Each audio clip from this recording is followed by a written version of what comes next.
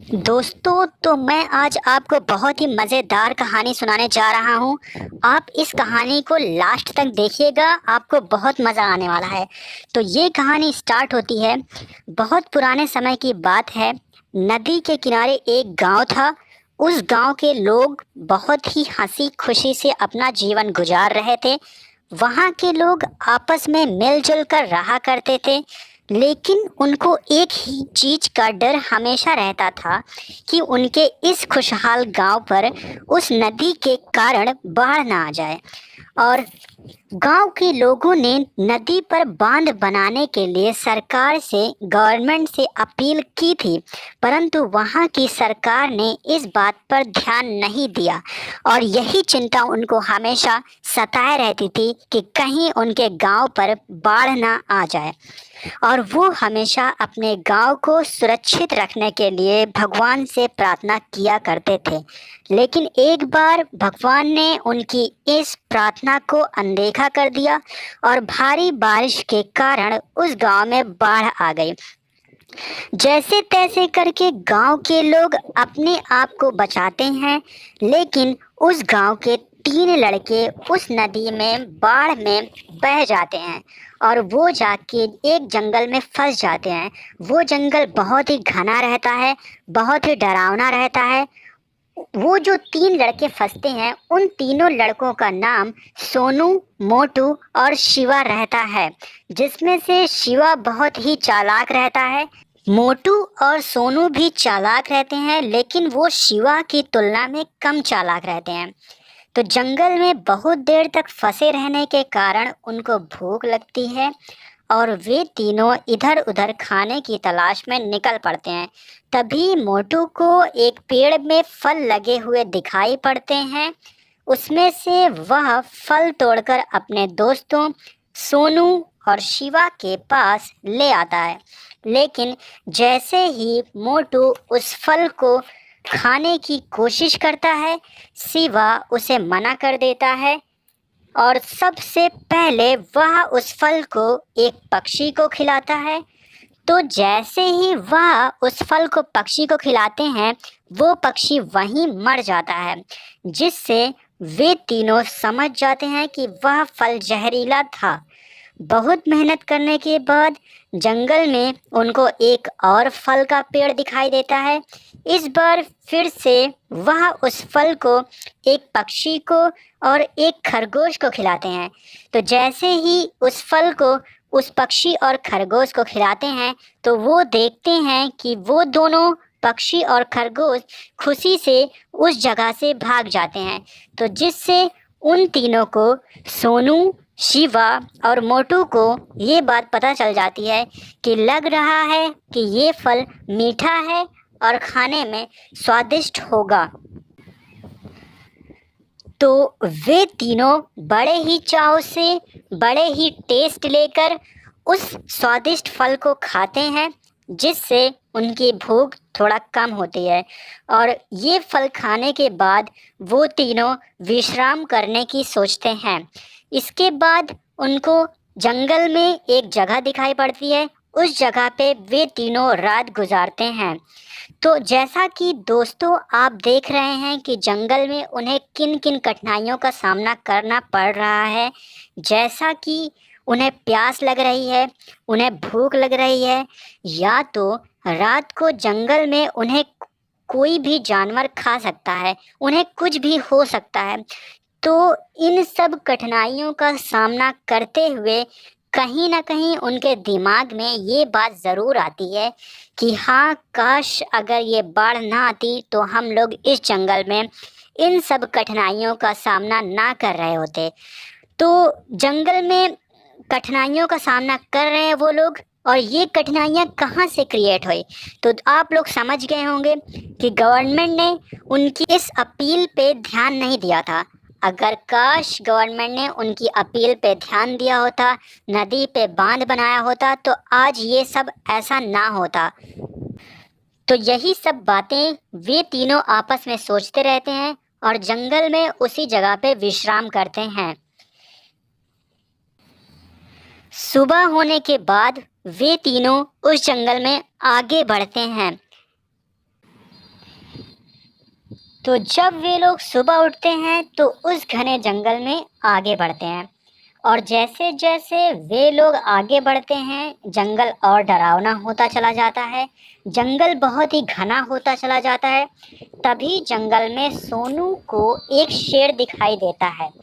शेर उन पर हमला करे इससे पहले ही शिवा की चालाकी ने उन तीनों को बचा लिया, क्योंकि शिवा और सोनू शेर को देखते ही जल्दी से झटपट से पेड़ पर चढ़ जाते हैं।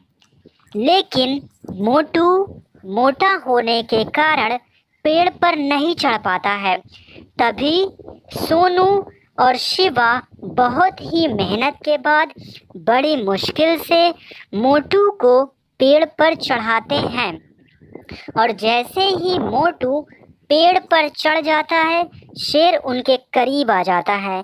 लेकिन हम लोगों को पता है और शिवा को भी पता रहता है कि शेर पेड़ पर नहीं चढ़ पाता, तो शेर पेड़ पर नहीं चढ़ पाता, इस वजह से शेर उन तीनों पर हमला नहीं कर पाता। लेकिन शेर पेड़ पर चढ़ने की बहुत कोशिश करता है, बट थक हार कर शेर वहाँ से चला जाता है। कुछ देर बाद वे तीनों पेड़ से उतरते हैं और जंगल में आगे बढ़ने की सोचते हैं। जब वे लोग जंगल में आगे बढ़ते हैं तो कुछ दूर आगे बढ़ने के बाद वे लोग देखते हैं कि उन्हें बहुत दूरी पर एक कैंप, एक घर जैसा दिखाई देता है। उसी समय सोनू और मोटू बहुत खुश होते हैं, क्योंकि वे लोग सोचते हैं कि चलो जंगल में हमें कुछ उस कैंप में खाने के लिए मिलेगा, हमारी प्यास बुझेगी। लेकिन शिवा सोचता है कि इतने घने जंगल में कोई कैंप कैसे लगा सकता है, कोई यहाँ रहने क्यों आएगा। तभी शिवा सोनू और मोटू को सतर्क रहने की सलाह देता है, और वो उन दोनों से कहता है कि आप दोनों ज़्यादा खुश मत होइए, धैर्य रखिए, क्योंकि सोचिए इतने घने जंगल में कौन रहने आएगा। तब मोटू और सोनू को बात समझ में आ जाती है। इसके बाद शिवा, सोनू और मोटू उन लोगों की बातें सुनने की कोशिश करते हैं। जो लोग कैंप में रहते हैं वे तीनों उनकी बातें सुनने की कोशिश करते हैं, लेकिन बहुत दूर होने के कारण उनको उन लोगों की बातें सही से समझ में नहीं आती है, और इसके लिए शिवा, सोनू, मोटू उस कैंप में जो लोग रहते हैं थोड़ा उनके और पास आते हैं, और साथ ही वे लोग अपने आप को पेड़ के पीछे छिपाए भी रखते हैं। और जैसे ही वे तीनों उन लोगों के पास, कैंप के पास आते हैं, उन्हें तो कुछ दूर जाने के बाद उनको कुछ अजीब गंध आती है। तभी वो देखते हैं कि वहाँ पर ढेर सारे जानवरों की लाशें पड़ी है, जैसे शेर, भालू, हाथी, और उनके कैंप में भी खाल, हाथी के दांत और धारदार हथियार पड़े रहते हैं। छोटे छोटे जीव भी पिंजरों में कैद रहते हैं। तो ये सब चीज़ें देखकर वो समझ जाते हैं कि ये लोग तस्करी करने वाले हैं, जो जंगल से जानवरों को मारकर, छोटे छोटे जानवरों को पिंजड़े में बंद करके विदेशों में बेचते हैं। और वे तीनों ट्राई करते हैं कि किसी न किसी तरह उन कैंप वाले लोगों का, वो तस्करी करने वाले लोगों का मोबाइल मिल जाए, उनका फ़ोन मिल जाए। लेकिन बहुत कोशिश करने के बाद वो फ़ोन लेने में असमर्थ रहते हैं, उनको मोबाइल नहीं मिल पाता है। तभी मोटू को उस फल की याद आती है जो वह अपने दोस्तों के लिए खाने के लिए ले आया था, और उसी फल की वजह से वो छोटा पक्षी मर गया था। और फिर मोटू उस फल के बारे में अपने दोस्तों को याद दिलाता है, जिससे वे दोनों दोस्त शिवा और सोनू बहुत खुश हो जाते हैं और वो मोटू की तारीफ़ करते हैं, क्योंकि सोनू के मन में एक आइडिया आता है और वो कहता है क्योंकि उस फल का जूस निकाल कर हम लोग उनके खाने में मिला देंगे, जिससे वे लोग बेहोश हो जाएंगे और हम लोग उनका मोबाइल यूज़ कर सकते हैं। तभी जाके मोटू वो फल ले आता है और वे तीनों मिलकर थोड़ा सा जूस उस फल से निकालते हैं और उस जूस को वो तीनों उनके खाने में और पानी में मिला देते हैं। पानी पीने के बाद और खाना खाने के बाद वे सभी तस्कर करने वाले लोग बेहोश हो जाते हैं और जब वे लोग बेहोश हो जाते हैं तो सोनू, शिवा और मोटू उनका मोबाइल लेकर पुलिस को कॉल करते हैं और उनको सारी घटना के बारे में बताते हैं। पुलिस ये सब सुनने के बाद उनसे कहती है कि तुम अपनी लोकेशन ऑन रखना और अपना मोबाइल फ़ोन ऑन रखना, जिससे कि हम तुम्हें ट्रेस कर सकें। वे तीनों ऐसा ही करते हैं। कुछ देर बाद पुलिस वहां पहुंच जाती है और वो तस्करी करने वाले लोगों को पकड़ लेती है। उन सभी तस्करी करने वाले लोगों को और जितना भी जानवर का खालें, हाथी के दांत और छोटे छोटे जानवरों को अपने साथ उठा ले जाती है। उन लोगों को पुलिस ले जाकर जेल में बंद कर देती है और उनसे सब कुछ कबूल करवाती है, सब कुछ पूछती है कि ये सब तुम कहाँ बेच रहे हो या तो फिर किसके लिए काम कर रहे हो। वो सब अपराधी पुलिस को सारी बात बताते हैं और पुलिस उन सभी अपराधियों को भी पकड़ लेती है।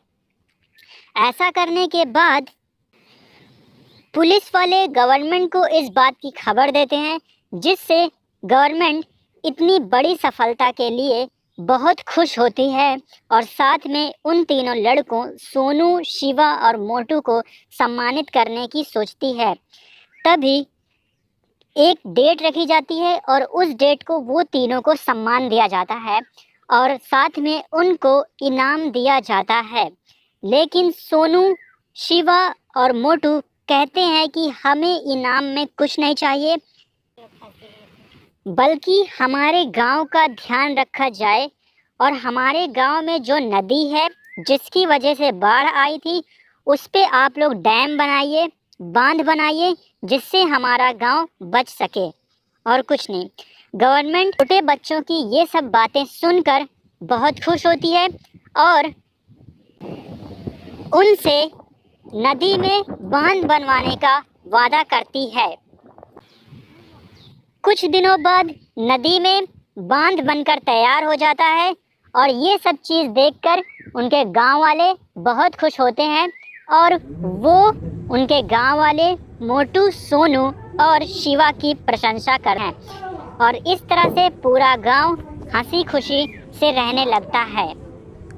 तो आपको ये कहानी कैसी लगी कमेंट सेक्शन में ज़रूर बताइएगा और आपको इतनी इंटरेस्टिंग कहानी सुननी है तो यूट्यूब पे हमारे चैनल को सब्सक्राइब करिए, अपने दोस्तों के साथ शेयर करिए।